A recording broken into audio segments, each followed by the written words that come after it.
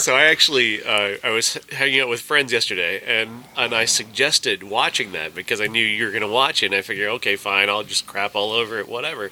And they turned it down. They turned down the chance to watch it yesterday. No, this is going to suck. Let's not watch it. Let's watch Captive, an Adam Agoyan movie from 2014, which we watched on Father's Day with a pair of people who have deep, deep father issues, and it's a movie about a father whose daughter is taken from them in the worst fashion imaginable, and then they're tortured for several years by the kidnapper who keeps their child away from them alive and torments them for several years. I watched the wrong movie.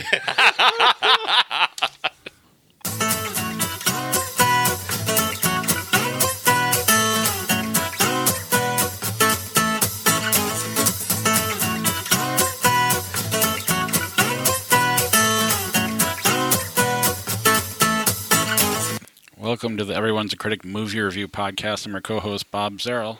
I get people off.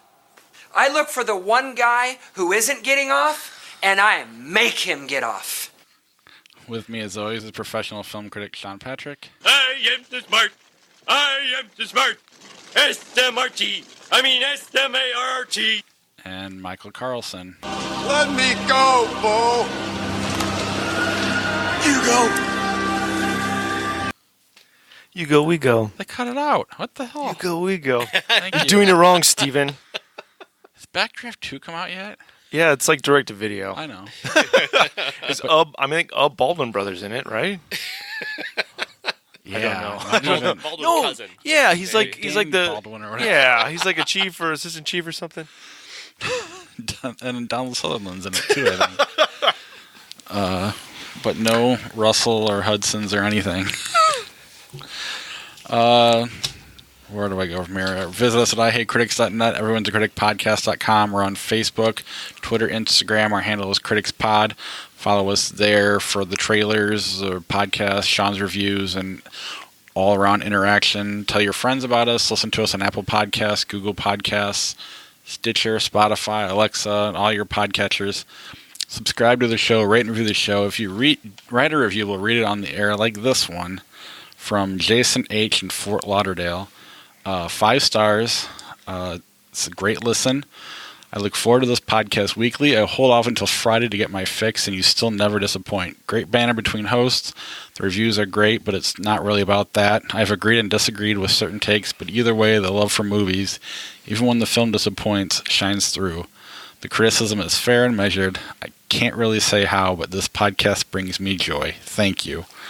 So Thanks, man. That's awesome. that was nice to hear. We don't get a lot of reviews. So thanks, Jason, and feel free to stop by our social media and interact, and we'll try to remember to interact back. There's also Patreon, ihatecritics.net/Patreon. Get yourself a credit on the show, selected merch, and you can also do that through PayPal. There's a PayPal link on ihatecritics.net, as well as a podcast merch tab. And your chance to listen to Josh's final official episode only on Patreon. Until next week when he comes back for What? Batman. What? He's coming back! For one night only. I figured he'd be back for Batman. Well, he was all worried. He was like, do you have someone for Batman? I'm like, even if we did, I can get a 4th microphone. We're good. There's another port right here. You plug in right here. I'm sorry, Josh. No. We can't do it. There's no room for you. It's funny. I did get I kind of pulled it out of someone, but they said that the show is not as good with Josh not on it. And so then I texted Josh today and said, hey, I told him, hey, they said the show's not as good without you. We're recording the night at 8. And he's like, Batman's this week? I'm so sorry. I will be here. He goes, I'm not prepared. Next week, dude. I'm not prepared, but it was funny. It's gonna. I mean, it's like it definitely did have like the cultural resonance. I think more than Indiana Jones, or more than the other, the other sequel that's coming up later tonight. But it's like pretty much every 10 days, Kevin Smith talks about his personal 1989 Batman experience, and you're just like, well, do we really need to revisit this for everybody? It's true. Yeah. Didn't think about that. But we haven't heard Josh's take. Yeah, it'll be. I'm sure he loves it. Most I likely. can't tonight tell you the number of times I've told the story of seeing Batman in Davenport and the sea of people. I've told that story a million times. I'm pretty sure it's the first movie I've seen in the theater. Now that my memory started to come together, because Honey, I Shrunk the Kids, I don't know which one came first. My babysitter took me to one, and my friend's mom took me to the other. But I'm starting to think it was Batman. They both come out next weekend. I think 30 that years like ago. first big movie that's like packed with people, that big opening night movie you go to, like that's the one that sticks out in your head, like when you first go, you know. Problem is I didn't understand Batman as much. I just know that he beat the Joker at the end. Mine was E.T. It was easy to remember. I'm still kind of like when E.T. was in the gully and he was just like all weird colored. It's still kind of, you know, I talk to my therapist about it. It's fine. But then also he's like in the bathroom and Elliot's in his pajamas. Like he's in his like long johns. It's like, oh, it's real. So I always associate people in long johns with being Elliot. My sister has a terrible fear of E.T., so every year at Christmas I get her an E.T. doll. It's the kind of thing I do. Speaking of the kind of thing I do, the trailers this week will start with 3 from Hell, Devil's Rejects 2, House of a Thousand Corpses 3, however you want to look at it. I did not watch this trailer. I didn't let him either, because I didn't want to watch it. He doesn't need to crap on it. Well, like, what was the first one that came out? House of a Thousand Corpses? Yes. Well, like at that time, there was kind of like a lull. Like, I mean, the best horror movies that were coming out were like Korean and Japanese. And it's like all this great American cinema had just gone away. Like, you didn't even get like I Know What You Did Last Summer. You got like the watered down versions of I Know What You Did Last Summer. That's what was coming out. And like he loves those movies from the 70s, and it's like, this is what I'm going to give you. Like, I liked Halloween last year, but I think his 2 Halloweens were better than the one that came out last year. But, I mean, he loves these movies, and he's putting everything into it. It's not like he's like, I'm going to do this for a quick buck. I mean, he really wants to push those buttons, and he loves pushing those buttons. Oh my God, I got sun on my side. This is unheard of. No, Eli Roth has a podcast right now. Well, really, it's just the TV show. I didn't say anything about Eli Roth. I don't know. No. He got the History of Horror podcast, and there's one episode with Rob Zombie and Eli Roth and somebody else. I can't remember the special effects guy from Walking Dead. His name escapes me, but Eli Roth kind of mentioned him and Aja, whatever his name is, as the Godfather of torture porn, and Rob Zombie totally goes, you can have that label. I don't want anything to do with that one. Sorry, Rob. Maybe look back on your own directorial oeuvre. But his movies they're not kills for the sake of, they're kills matter in his movies. Eli Roth is like, look what I'm going to do now. That's kind of the difference between the two movies, 2 styles of filmmaking at least. And then we'll stick with that theme and go to the Banana Splits movie. Is this a real movie? That remains available on Blu-ray. That's what it says in the trailer. I don't know. I mean, because I know what the Banana Splits are. They're a 1970s kids variety show. I have a hard time believing that the person who has that intellectual property would turn that into this. Have you seen Meet the Feebles? No, I have no idea. It's an Australian movie. I think it's Peter Jackson, isn't it? Peter Jackson? Yeah. Okay. Yeah. That sounds. And familiar. it's just what happens when the lights do go down at the behind the Muppet show, and like what really happens behind the curtains. And it's pretty gross. It's pretty gross. But it's not Kermit. It's not Kermit. It's like fake Kermit. But like this is like, have you ever seen Rocket Fire Explosion, the documentary about those robots they had at all the Showbiz pizzas? Sure. Well, just this feels like the obvious. I mean, this is the next step. I mean, once you've seen these robots, obviously they're going to go crazy sometime. I think it looks like a lot of fun. It definitely seems like something you'd see at a horror festival, like you'd see in the afternoon. It also kind of looked like something that somebody would slap together and put on YouTube because they thought it was. It looks pretty real. Well, Sci-Fi's name was all over the trailer. LA Times is reporting those Banana Splits are getting a movie. Comicbook.com. It's all over like every website, so I think it's real. It seems like if you'd like it by the trailer. It does not look like a good movie. It looks like fun though. Yeah, it looks like it's for a specific audience, and I don't know if it were coming from like something like Dread Central, who's putting out some of the best horror going today, and nobody even knows it, I might buy into it. Sci-Fi is the team behind Sharknado, so I have a kind of hard time buying in on what they do. our most downloaded episode. Wait, all is forgiven, Sci-Fi. And everything dropped off because we shit all over it on that episode. Everybody downloaded it like, these guys aren't fun at all. Obviously, there's a market for it, Bob. Definitely. Then Dr. Sleep, sequel to The Shining. Yeah, I was kind of interested until, like, who the hell is this director? Mike Flanagan. Miss Flanagan's son. Well, it looks like it's one of those you're like, it looks like it could be good, or it looks like it could be kind of stupid. I mean, it takes a lot of balls and talent to follow up on a movie made by Stanley Kubrick. On top of that, you got the fact that Stephen King hates it, wrote this book. What are you sequel? Are you doing the book, or are you sequeling the movie? Well, clearly, I mean, the visual indicators are all from the movie. I understand that, but if you're trying to be true to the book while sequeling the movie, that could be a giant clusterfuck. I've heard that Stephen King is okay with what they're doing in the movie. Like, it's hard to like straddle that line between the visual imagery, because they're just using flashbacks or whatever. I mean, they're straddling what Kubrick did in the movie and then with the book. So we'll see what happens. It looks. I mean, we'll see. Ewan McGregor is playing the grown-up version of the kid, Jack Nicholson's son, from The Shining, and that's the premise. The Shinnin. You really want to get sued? Sorry. The Simpsons are going to come up a lot in this episode. These are also my introduction to Shaft. Okay. That's funny because I was talking about The Simpsons in my review of The Dead Don't Die. The Simpsons have done everything. It's true. Well, let's jump right into it. Men in Black International. Yeah, okay. Men in Black International. Why did they make this movie? That is a very good question. And the answer is that they've got an intellectual property that people are aware of and they want to capitalize on it.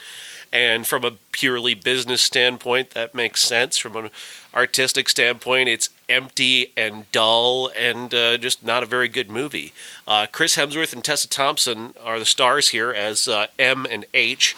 M is Molly. She watched as her parents were neuralized as an alien was romping through their home, and she managed to rescue the alien and not get neuralized herself. She then becomes obsessed with aliens, grows up tracking aliens, trying to find the Men in Black. When she finds them, she gets inside their headquarters and convinces them to hire her to be a member of Men in Black.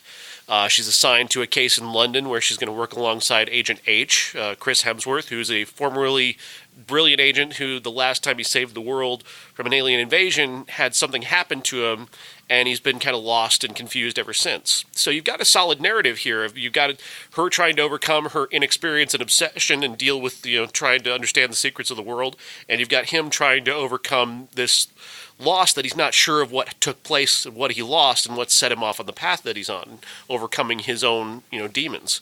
So solid idea, but it's not very well executed. And this is directed by F. Gary Gray, who's a fine director, but he brings absolutely nothing here, nothing new to this. It looks as if it was directed by Barry Sonnenfeld. Every aspect of it, down to the font in the opening credits, looks exactly like the first Men in Black. There is no innovation whatsoever. He borrows aliens from the first Men in Black. He borrows all the story elements from the first Men in Black. Honestly, the end of the first Men in Black feels more modern than this movie does, simply because that ended with new suits and a new car. And that's pretty much, here we've got just two new characters in a slightly nicer car. I mean, that's the innovation of Men in Black International. There are no laughs here. This movie is not funny. And I know that Chris Hemsworth and Tessa Thompson are funny. We've seen it. Thor Ragnarok is a good example. They're very funny. But Chris Hemsworth, it's getting tired already. This is the fourth time that he started playing this kind of sexy dimwit. He's done that a few times now. He did that in Ghostbusters. He did it in Vacation.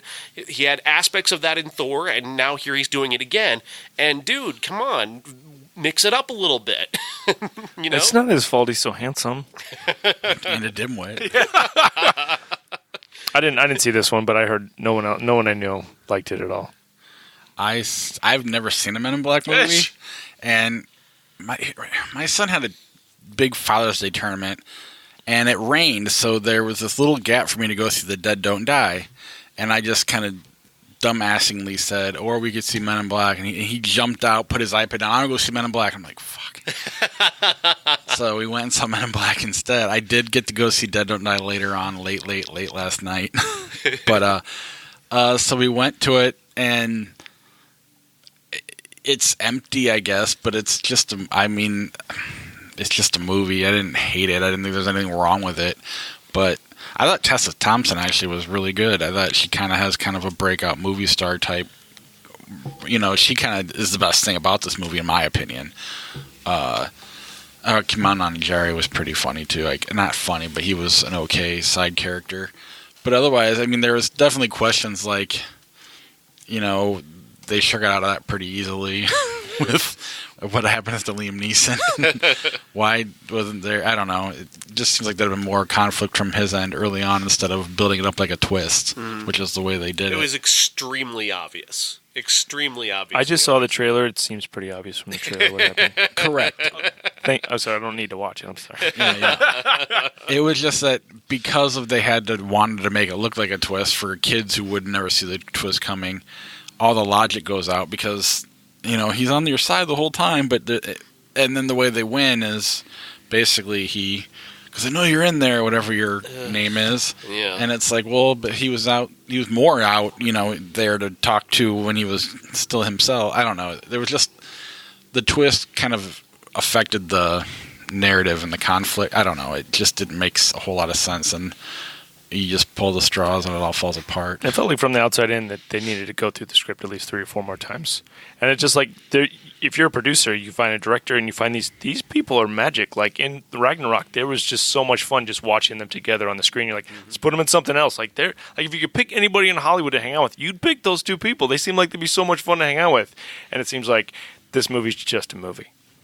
At best, it's just a movie, yeah. I mean, I've got a lot of critical things to say about it. I don't hate it. It's professionally made, and it looks like a Men in Black movie. It looks like all 3 of the other Men in Black movies. But that's the problem also, is that they brought nothing new to this. Other than the 2 new characters, there's nothing new here. They've not innovated at all, other than making it less funny. Will Smith, I think, brought all of the funny to those movies. I think he brought a vibe that was, you know, Will Smith is funny and charming and charismatic. And I don't know if he riffed a lot or what, but I think a lot of the jokes just came from his manner. And Tessa Thompson and Chris Hemsworth aren't those kind of actors. They're not that kind of personality. They need a script and a director who's giving them something funny to do. And 30 million seems probably a little disappointing.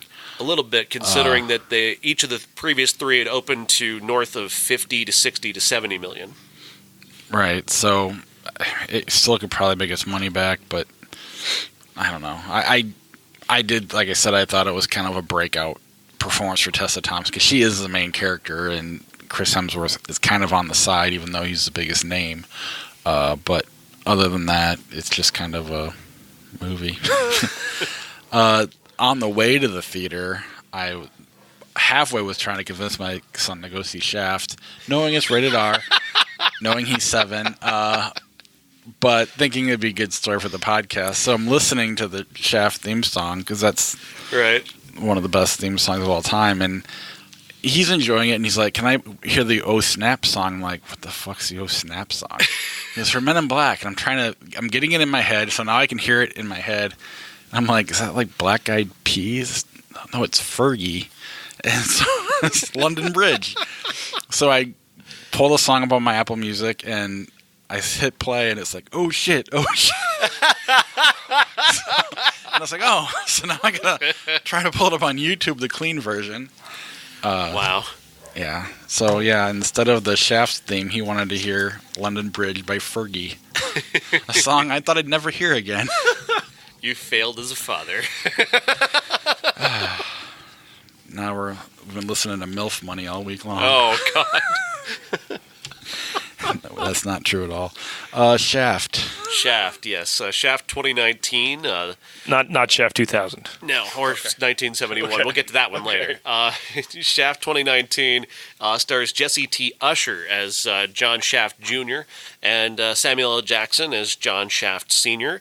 and Richard Roundtree as John Shaft Sr. Sr. I don't know how you. He's only 7 years older than Sam Jackson, but yeah.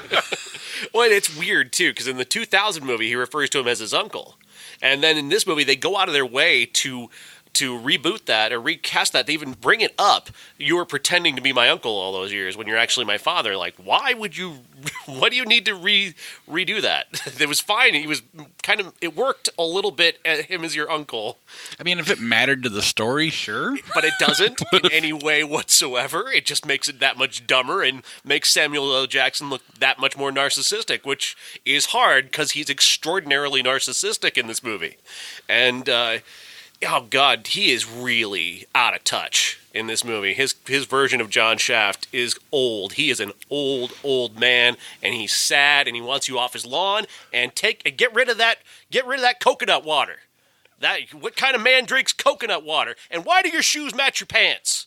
How come your shoes match your pants? What kind of man has shoes match his pants? Never mind, of course, that at the end of the movie, he and his dad and his son are all wearing floor-length velour jackets. I don't know. But shoes matching your pants, that's not masculine. It must have been left over from Soul Man with it.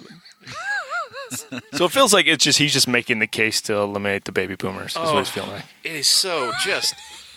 It's just such an old man thing, this whole movie. The idea of, I mean, first of all, they've scrapped anything to do with the actual Shaft, which is about a man standing up against injustice in a corrupt world.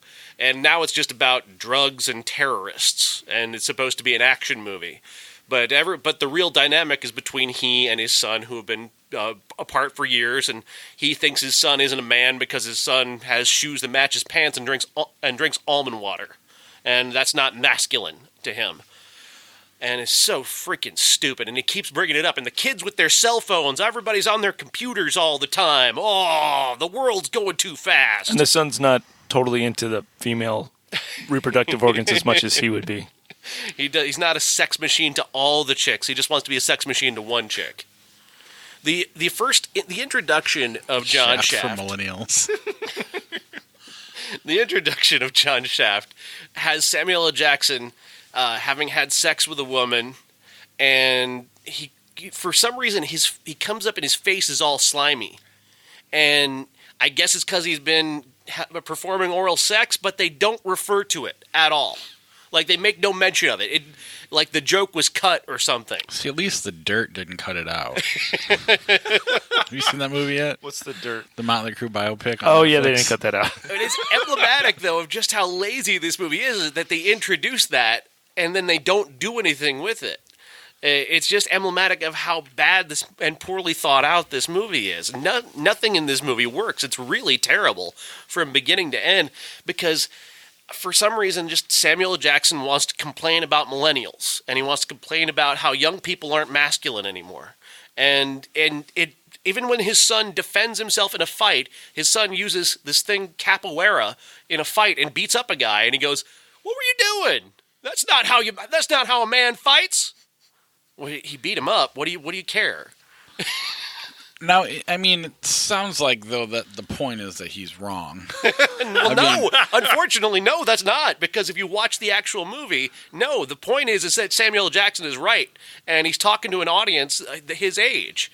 Only, exclusively. And they all laugh at that and go, he's right. Boy, men aren't men anymore. Well, I understand that, but what I think is missing is we don't have a Gen X Shaft. So no one is talking to Sean. You have the millennial guy talking to the kids, and you got the old man talking to the old man.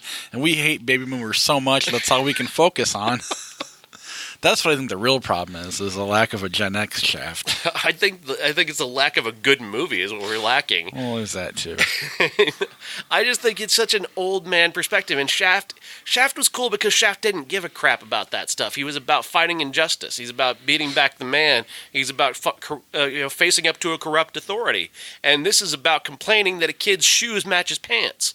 Like, why does that is not anything that matters. You tell me Sam Jackson doesn't deserve his own Gran Torino? I think this is it. Yeah. This is a terrible movie. It has no jokes. It's not funny. The action isn't particularly interesting. The plot is a complete waste of time. It's something you could have lifted out of a 1980s action movie and dropped into this with terrorists and drugs. Just awful. Beginning to end terrible. It feels like that they could have gone more comedy. Like Sam Jackson is just he's overflowing with charisma, and you're doing a disservice by making a subpar film. Like he's a star. Make a good movie, and they just did not do that. I mean, just watch the original Shaft, and make or a movie Shaft like that. in Africa.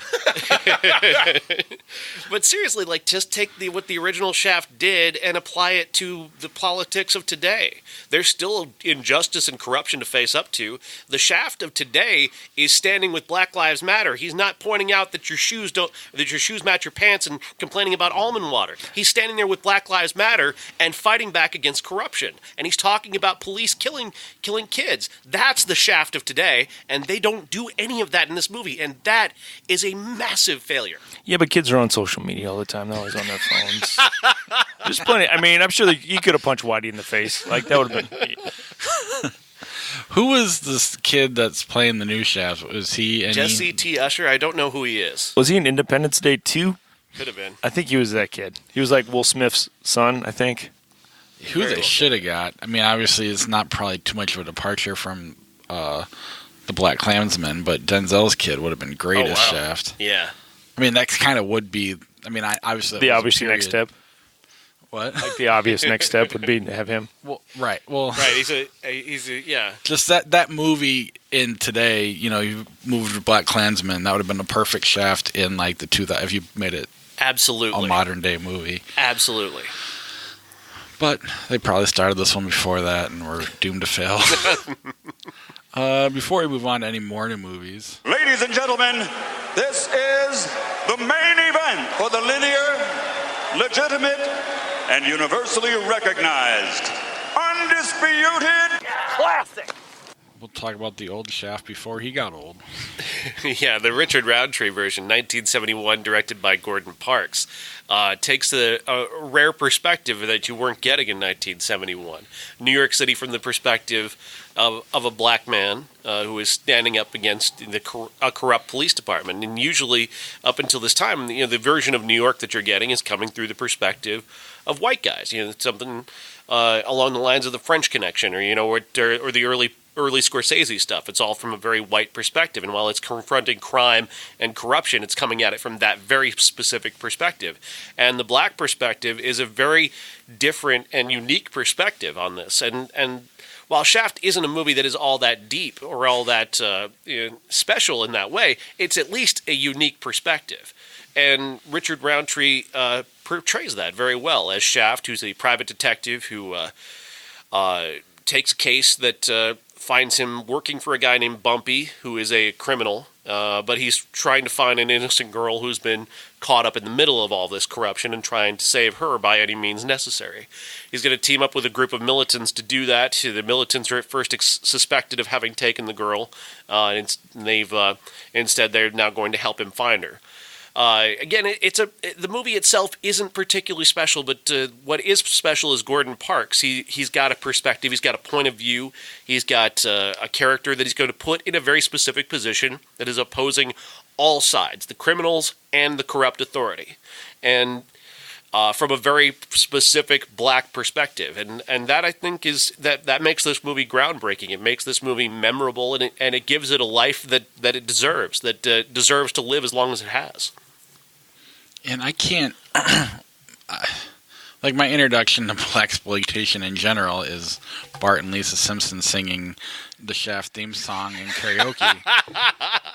And I can't not hear it even when Isaac Hayes is doing it. I'm like, you got the melody wrong. It's supposed to go like, I'm so used to the way Bart and Lisa sing it that it just doesn't work. Even though it's a fantastic song. I love everything about it.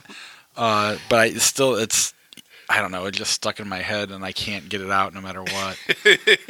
And so in some ways, to me, like, if I want to put it in pro wrestling terms, Shaft's Hulk Hogan, anything oh my God, her name just Judy Greer, or not Judy, whatever. Oh yeah. Pam Grier. Pam Grier. Everything she's done, she's more like, the Shawn Michaels. And I was more into the stuff she's done more so than this. But I mean, I get your point, and it's a fun movie, and it's definitely a groundbreaking character, and it deserves a word classic in several different forms. Maybe not the movie itself, but there's enough behind it that I think it deserves a title classic. Wasn't it written for a white guy to be this person? Yeah, well, that's what I read about it today. I'm trying to do my research, but it was written for a white guy. But it's like before this, I mean, black people in movies were either they were the drug dealers, they were the bad guys, or they were the clowns. And it's like, this is a powerful movie with a strong black man. And then it just, all of a sudden there's all these other movies too with this. I mean, every ethnicity, every color should have a strong, powerful person as a hero. Yeah, and even if it's in a way a throwaway fun movie, the character he's lasted for a few sequels and obviously remakes, or not even really remakes, I guess. But I don't know. It was a fun watch, if nothing else. It's got a good pace, and the action, for such a low budget, is really strong. The violence is, striking. And again, we're talking about a really low budget movie from a director who's at the time didn't have a lot of experience, but brought what he had to it, and it's impressive. Like what Gordon Parks pulls off here is really impressive. Did he direct Shaft in Africa? I don't know. Made me want to watch that. There was also a Shaft TV series on CBS for a short time. I remember him a lot. I was like, what have I seen him, Richard Roundtree, what have I seen him in? He was like one of the detectives in Seven. I'm a Seven fan. And I was like, oh, you were in Seven. I think just the whole idea of like him, just the whole idea of like him continuing and doing this, and there's like, there's Superfly, there's all those, like all the Pam Grier stuff. Like this is where it all began. It's important. I think it's a classic. Anyone who points back at this, they're going to say this is definitely a classic. Definitely. We'll go back to some newer movies. Late Night. Late Night with Mindy Kaling and Emma Thompson tells the story of a late night TV host played by Emma Thompson who is getting pushed out. She's in her late 50s. She has, for the past few seasons of her show, kind of been coasting on her reputation. There's a reason for that. Something's happened in her personal life that's kind of pulling her attention away from her show. And it started to show in the ratings, and now they're trying to replace her with a younger man, a comedian, and get her out of her job. To bring in a fresh perspective on her writing team, she brings in a young female writer, played by Mindy Kaling, who's not actually an experienced writer. She just happens to be the only woman who applies for the job, and they need a woman, so they hire her. And that's the idea here. She comes in, and she's going to give this new, fresh perspective and speak truth to power. You're not funny anymore. You stopped being funny a few years ago, and what happened, and plumbing those depths. And that's a very simplistic look at what this story is. But what Emma Thompson brings to this is so much nuance and so much talent. It becomes something so much more than that simplistic premise. The trailer would lead you to believe that Emma Thompson and Mindy Kaling are equal players in this, but the reality is that Emma Thompson is the star here. And the movie spends a lot more time working on her stuff than it does anything with Mindy Kaling.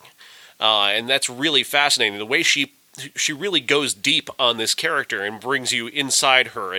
And she's not an easy character to take. It's not somebody who's going to open up and express herself a lot. And so she's prickly and she's hard to take, but she's also very real and very raw, and she's very much herself. She's boorish, she's angry, she's holding on to a lot of resentment over the situation that she's in. She's also got a lot of guilt and grief going on as well at the same time. And she's also extraordinarily witty, very funny and to the point. And it's just this wonderfully complex, funny, sad character. And Emma Thompson, this is maybe the best performance by any actor this year. That's how great she is. She makes what could be a relatively average movie into something so much more. And not to knock Mindy Kaling, she wrote this. She wrote the character, so she gave Emma Thompson all this to work with. But her character is so much less written, so much more underwritten. She's got a pair of romantic subplots that really don't go anywhere. They're very, very perfunctory, and her journey as a writer doesn't get all that much attention. And it almost distracts from what's going on with Emma Thompson, who's pulling focus constantly because she's so very, very good. So there's a lot of elements of the movie that are kind of but Emma Thompson is so brilliant. She raises the movie up to something so much better than it is. She did the same with Men in Black. She's barely in it. Yeah, I really loved this performance. I think she's incredible, and I recommend it just because of her. I mean, I kind of want to see it. It's just tournaments. Yeah.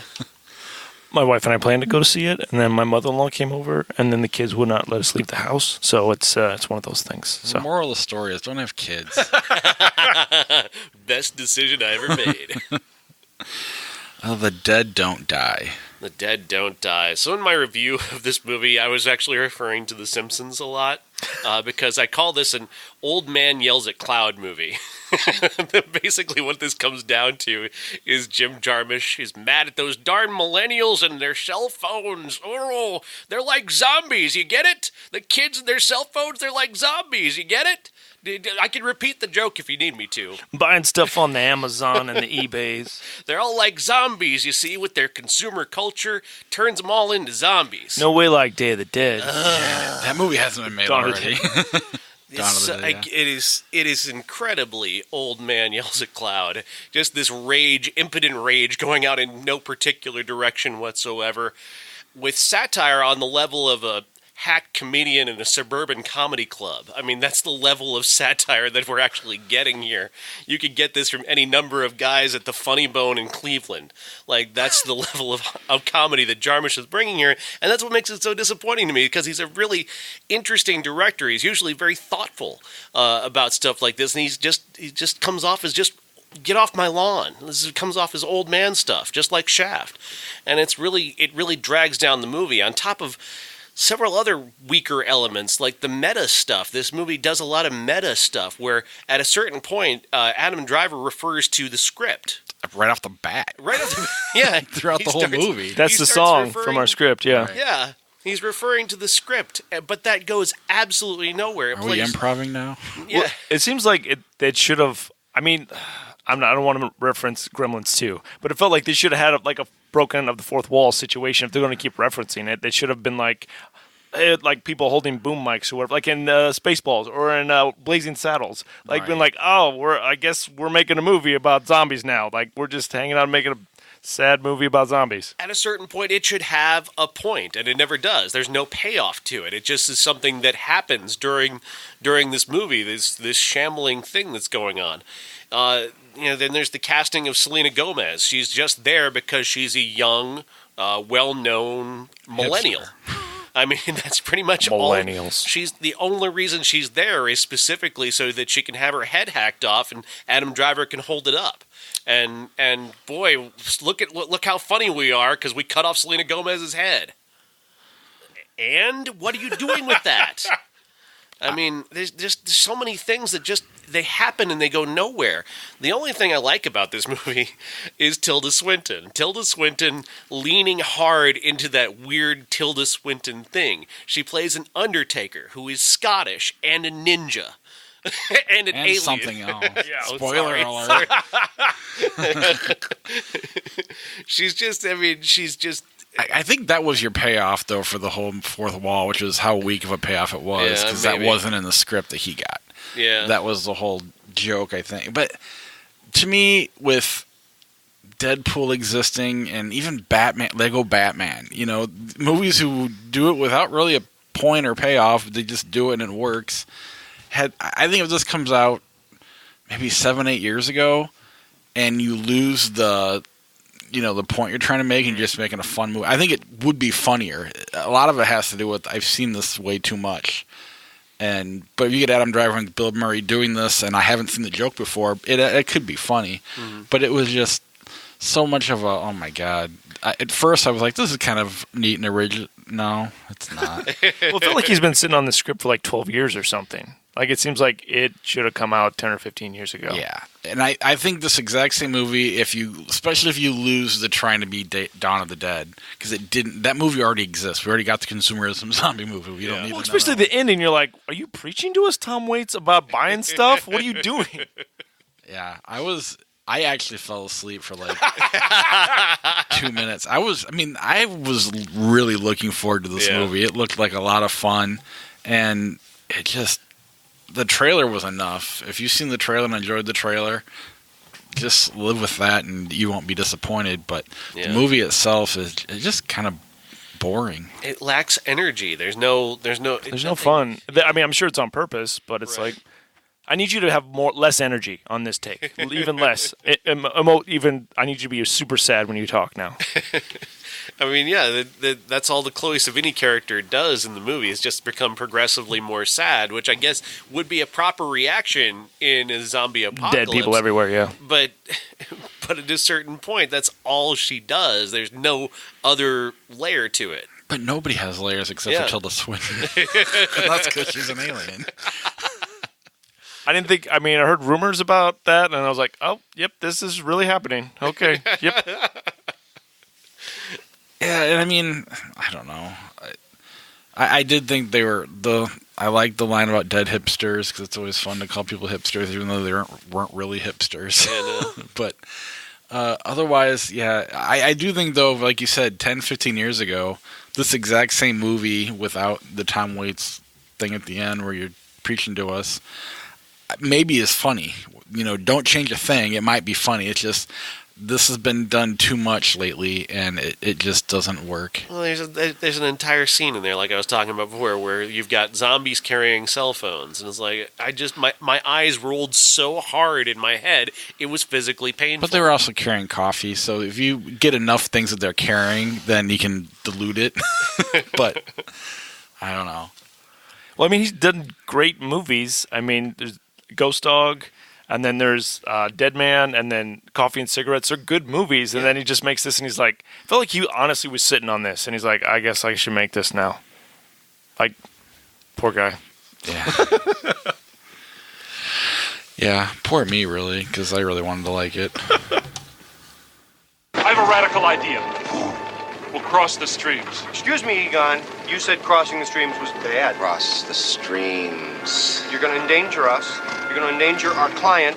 Not necessarily. There's definitely a very slim chance we'll survive. So streaming this week is a murder mystery on Netflix. What's that? A New York cop. It is Adam Sandler's Murder on the Orient Express. In fact, at the end of the movie, they get on a train called the Orient Express and drive away. Whoa, clever. Yeah. Jokes. We got jokes in this movie. Better than The Dead Don't Die. Low bar. Better than Men in Black, maybe. Probably bar. On the same level. I don't know. It's an Adam Sandler version of Murder on the Orient Express. It's all you really need to know. How many funny voices does he use? He just does. It's kind of more in the Big Daddy Adam Sandler movie where he just kind of plays the one voice the whole time. How many dogs licking? Yeah, that's what I was going to say. There isn't a whole lot of that. Where's Meatball 2? The only goofy Adam Sandler-y thing is during a high-speed chase at the end. One, they use the same joke, Men in Black, where they're in, they're overseas, and he goes to get in the driver's seat, and she gets in the passenger seat. All the wheels on the other side. But then during that high-speed chase, like goats just pop up on the road. She has to dodge goats. That's kind of the only Adam Sandler thing. It's just, hey, watch out for that goat. And it's kind of that his audience would find that funny. Does it have giant balls? No. It really is a pretty straightforward Adam Sandler movie. It's like, I would, again, if you like the Happy Gilmore, Big Daddy, anger management kind of stuff where it's kind of the same guy all the time, it's more in that realm than it is the goofy voice Adam Sandler. But it's also a lesser movie all around. I wasn't going to watch it. I just couldn't sleep this morning. It's also just another excuse for him to take another vacation with his friends, right? I didn't really notice many of his friends in this one. David Spade is not in it? No. Okay. Other than Jennifer Aniston, who's I guess they're friends, sort of, but it wasn't the typical Adam Sandler cast, at least that I noticed. No Nick Swartzen, no Kevin, whatever his name is. None of the people from Grandma's Kevin Boy? James. The people from Grandma's Boy, none of them made it? No Steve Buscemi? No Steve Buscemi. As a homeless guy? He's drinking Hawaiian Punch. No, it was he tried a little harder. It's just the fact that the remake of Murder on the Orient Express came out, and do you think there are hard times for people like Adam Sandler right now? Like there's like as far as like mid-level comedies, like they're not getting that regular American theater push. They're just going straight to Amazon or straight to Netflix. I think he signed a massive Netflix deal, and he's doing just fine. Okay. I think, honest to God, I think the biggest problem with Adam Sandler is he never went away. Jim Carrey went away for a while. Chris Farley died. Even Andy Samberg doesn't do. He pops up here and there. He's not constantly doing something, and I think just the Adam Sandler humor got old, and even his audience is just kind of like, all right, I'll watch it on Netflix, but I'm not going to the theater anymore. I saw a meme going around on Facebook. I don't know why. Somebody took a picture of Adam Sandler at the premiere of this movie, and they just said that Adam Sandler looks like a guy who sells weed at a bowling alley. Soon to be legal in the state of Illinois. Very soon. All right, one more time. Ladies and gentlemen, this is the main event for the linear, legitimate, and universally recognized, undisputed Classic. I'm gonna get you, sucker. I'm Gonna Get You, Sucker was written and directed by Keenan Ivory Wayans. I didn't really start watching this until In Living Color came out, and it felt like that this was like the prequel to A Living Color, and it was like, this was like, if you're a kid whose parents are okay with you watching The Simpsons, you're probably going to be watching In Living Color, like on Saturday night. It's what we talked about every Monday morning when we were 5th and 6th graders, 7th graders, like, this is the greatest show ever. I mean, because especially like staying up like that late watching Saturday Night Live, like you're like, I stayed up till like 11 and then I fell asleep, but this was like actual, like, you could stay up to 8:30 and you could watch Jim Carrey do his thing. Was or whatever. it a weeknight too, or was it Saturday? I thought it was Sunday nights. Sunday nights, yeah, 7:30 right after The Simpsons. Kind of like a weeknight thing. But no, yeah, I remember that. And I'll be honest with you, that almost affected me watching this again, because they kind of redo some of these sketches in Living Color, didn't they, or sort of? Yeah, the butt one. Right. Yeah. But my memory of them and I'm also changing things, like the whole Chris Rock scene.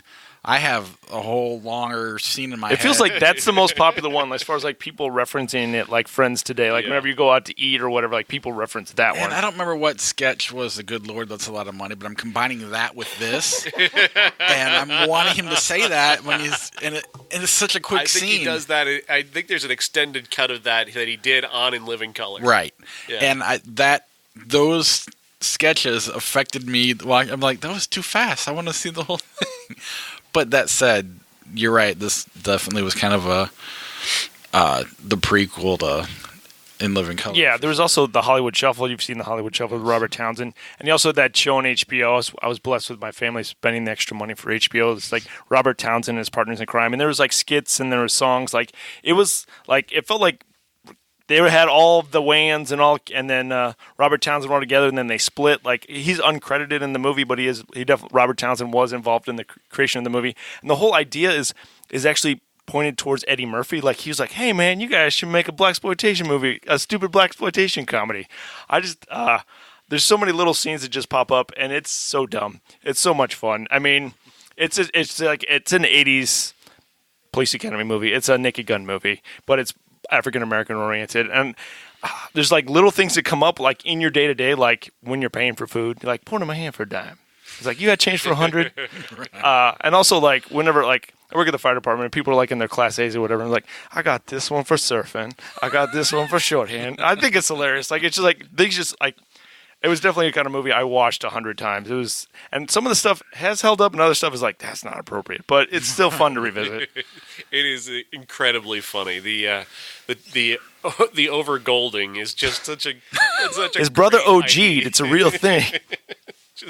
And you just see these guys with all these gold chains, just covered in gold chains. I mean, you flash back to Yo MTV Raps back in the day. It's just you can't help but laugh at that. And Keenan Ivory Wayans is just fantastic. Is that straight ahead character? He really nails every moment of that. He's a big muscular guy, and then he plays off of that kind of feminine vibe at times, and it really does. It's very funny. And then Bernie Casey, which I don't want to say you get him when you can't get Richard Roundtree. That's what I was thinking. Casey was in blaxploitation movies in the 70s. They're just not. They weren't as well known or popular. And he's as Shaft. president of the Lambda fraternity in America. He's Brutus the Barber Beefcake and Richard Roundtree's Hulk Hogan. Yeah. Right.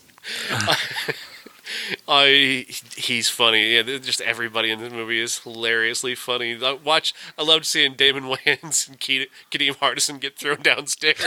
Take the stairs again? Yeah. I mean, Jim Brown's in it, and there's a couple jokes about him being a football player. It's like, what am I going to do, be an actor? And Isaac Hayes is in it.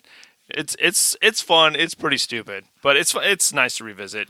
It seems like it would be perfect for this Shaft that you're talking about. Shaft. I even watched the 2000 Shaft. That's why I mentioned it earlier. There's one scene where if you want to revisit the 2000 Shaft, I think it's significantly better than the new Shaft. I'm just throwing that out there. That's again, it's a low bar. But in the beginning, they first arrest like the Dominican drug dealer, and I really love the like Sammy Sosa reference. Like he pops his chest, like he hits his chest and kisses his finger while he's putting the guy in the paddy wagon. He's like he just made a Sammy Sosa reference. I thought that was pretty awesome. But I'm gonna get you, Sucker. If you haven't seen it in a while, I'd say check it out again.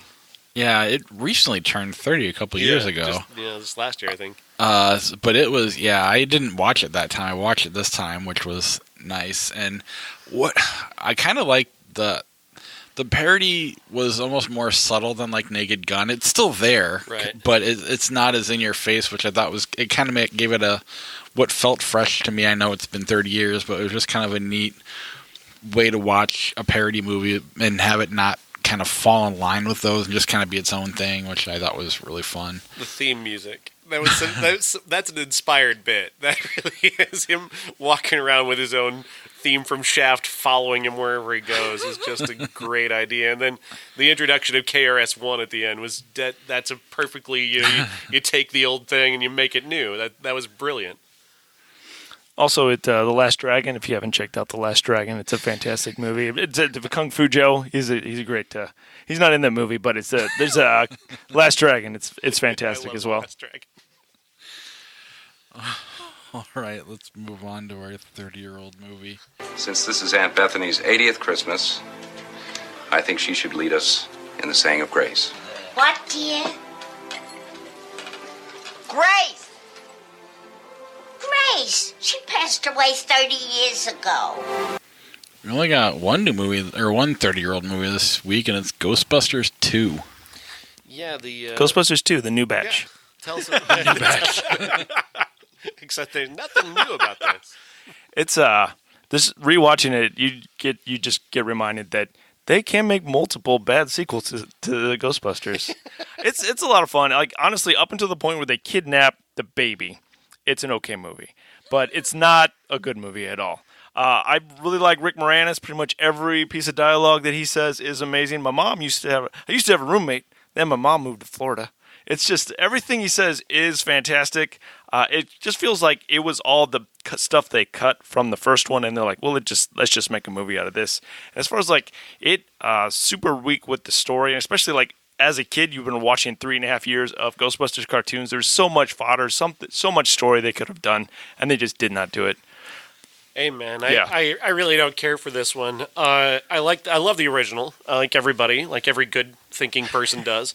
But this one is pretty weak, and a lot of it for me comes down to, is it Peter McNichol who plays that assistant character? The bad guy, yeah. Yeah, I really hate him. He's awful, and the bad guy is so incredibly weak. That painting that comes to life, so Vigo the lame. Carpathian. Yeah, that Sorrow of whole thing. Moldavia. just so dumb. It just never gets there. And then the idea of the slime and the happy, sad slime, just That you're to assume that Ray and Egon probably made love with it when they were alone at the fire station. I love this movie. I'm not gonna not watch it. I think it's horrible, but I still like it. I don't care how good or bad it is. It's funny. That's what I wanted to hear. That's all that really matters to me.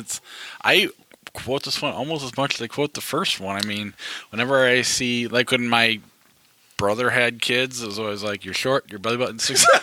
A terrible burden on your poor mother. Hairless pets. Weird. Yes. And I don't know. I just think it's a lot of fun. Even Vigo, I don't know. It's not the Stay Puft Marshmallow Man, but it's still, I don't know. It's fun enough that Janos from the Upper West Side is. Yeah, I did like the funny slime. I like the dancing toaster. I like the fact that they even reference them probably sleeping with the slime. Things that I didn't get when I was a kid.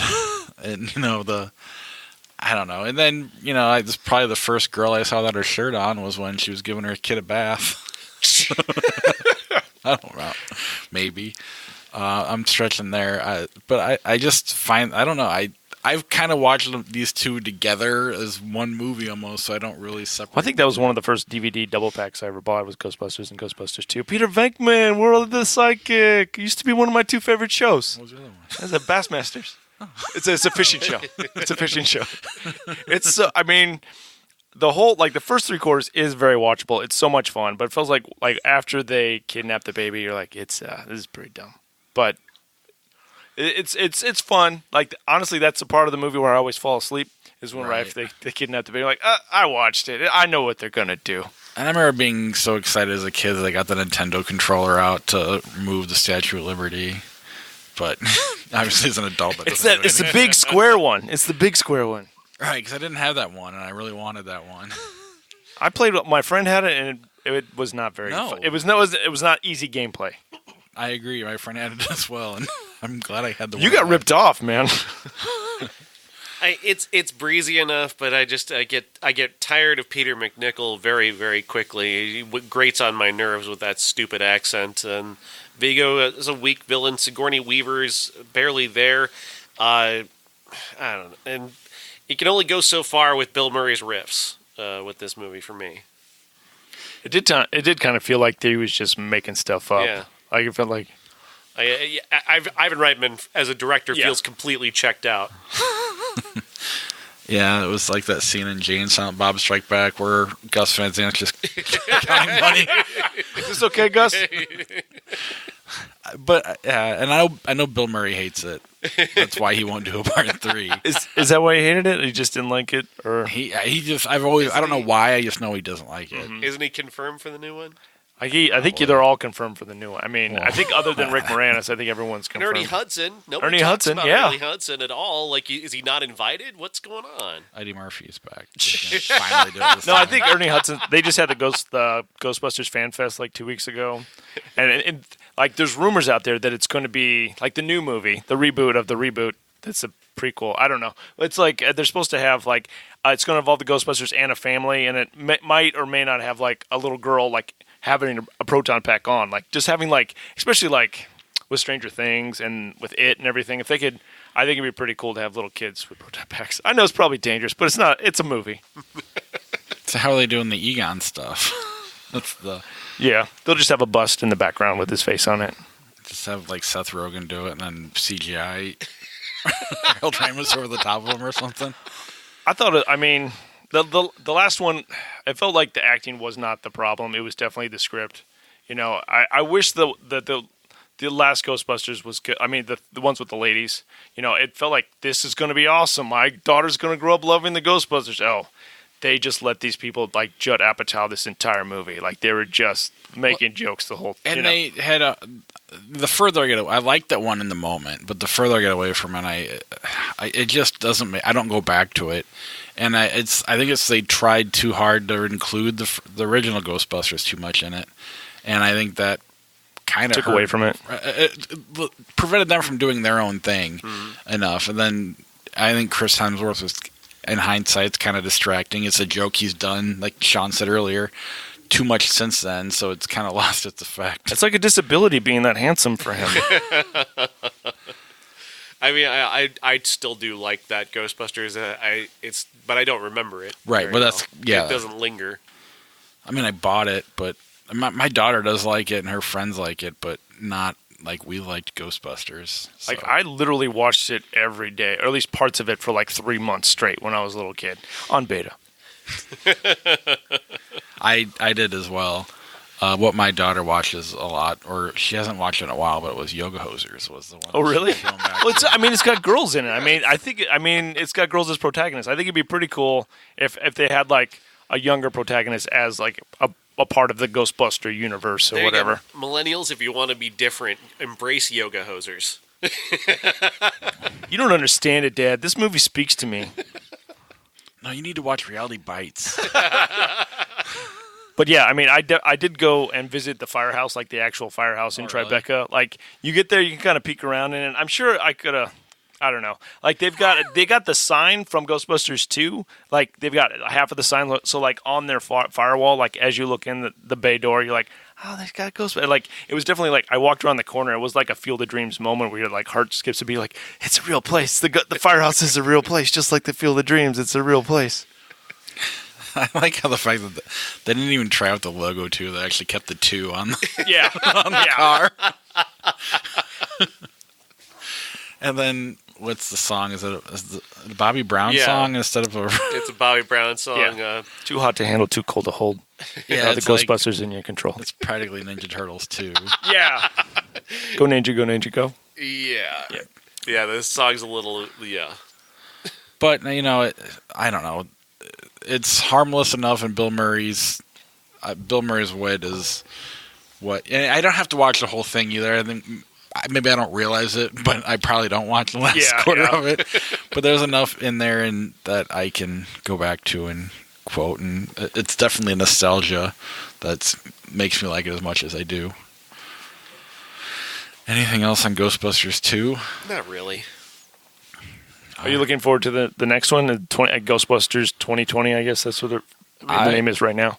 I'm always interested in what Jason Reitman's gonna do. Yeah, same here. So I'm, if nothing else, curious. I just want to know more about it. I want to know the nature of it. Are they bringing in new Ghostbusters? Is it just going to be Aykroyd and Murray? What's the deal? Is Murray Aykroyd gonna lose weight for it? Is he going to do the Conan's voice? Is he going to be full Coneheads? I don't know. Is he going to have like the Crystal Skull vodka in the background, just as like, hey, just letting you know? Yeah, I mean, that's a lot that could go wrong. But again, nostalgia is gonna make me probably like it more than I should, no matter what. That is our show. Next week, Toy Story 4, the Child's Play remake with Luke Skywalker as Chucky, Anna. Our undisputed classic is Toy Story, obviously, and Batman and Honey, I Shrunk the Kids turns 30. So those both came out the same weekend. Same weekend. That's why I'm not sure. How can a movie theater take all that?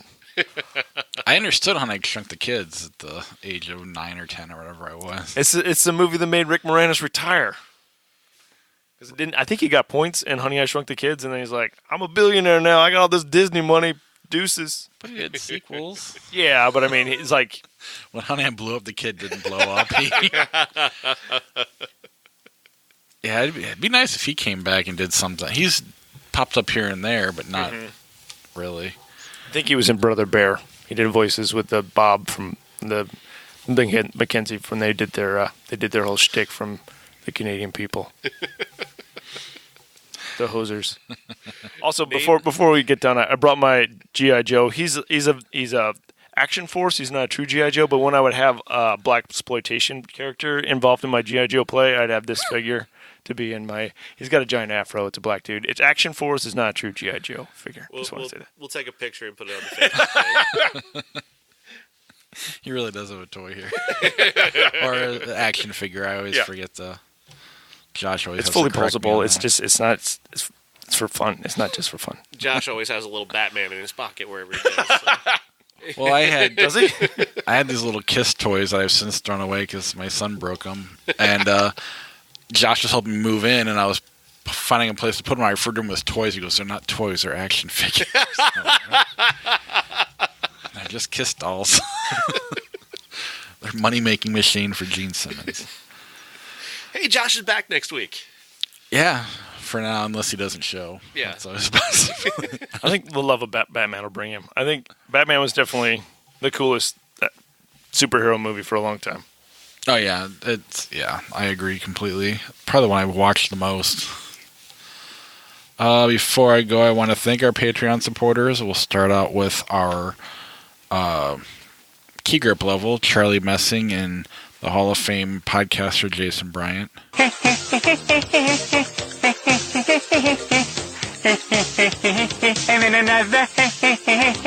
Our character actors Christina Cato, Cousin Jeff, and Josh and Beth Paul. I think this is the beginning of a beautiful friendship. Our special effects levels, Sarah Morell and Corey Finneran.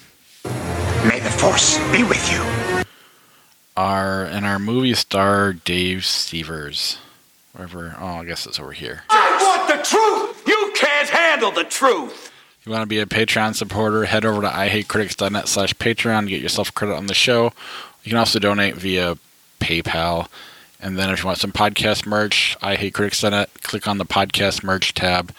And then take a picture of yourself in the merch, and we'll share it in our social media platforms. And if you've done that and we've missed it, I apologize. Do it again.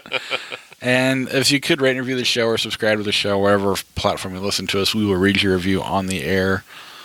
Otherwise, we'll see you next week for Child's Play. That's what's the real one we're talking about next week, right? Just want to play Flick Chart for a little bit before we go? Absolutely. I don't want to poison your pool of your choices, but you go ahead. That's all right. Das Boot, Night of the Creeps. Which one is Night of the Creeps? The one that's not 3 hours long. It's got a spaceship also. Yeah, I don't at the very end. I honestly don't remember if I've seen it. Let's just go ahead and refresh because I don't want to pick Das Boot. Not that it's bad. We watched it in my German class. I'm like, this is horrible. It could be the best movie in the world, but it's just so long and boring it doesn't. I felt like you're actually serving in the German submarine corps while you're watching. You're like, this is what it'd be like in a submarine. No, thank you. All right. Sergeant York from 1941. Do you know that one at all? Yeah, I've seen Sergeant York. Really? Isn't it Cary Grant? Or not Cary Grant. But the one that's not Cary Grant. Yeah, I know. All right. High Noon guy. That or Tombstone? Gary Cooper. Gary Cooper. Tombstone. Yeah, it's Tombstone. Schindler's List or Old School? That is not fair. I would watch Old School right now. I never want to see Schindler's List again, but I know it's a better movie. It's Schindler's List. I would feel ashamed if I didn't pick it. I'll say I will not vote on this one. I'm picking Old School. Old School's a lot more fun. If it was my list, I'd pick Old School. Officially, Old School more fun than Schindler's List. Put that on the box.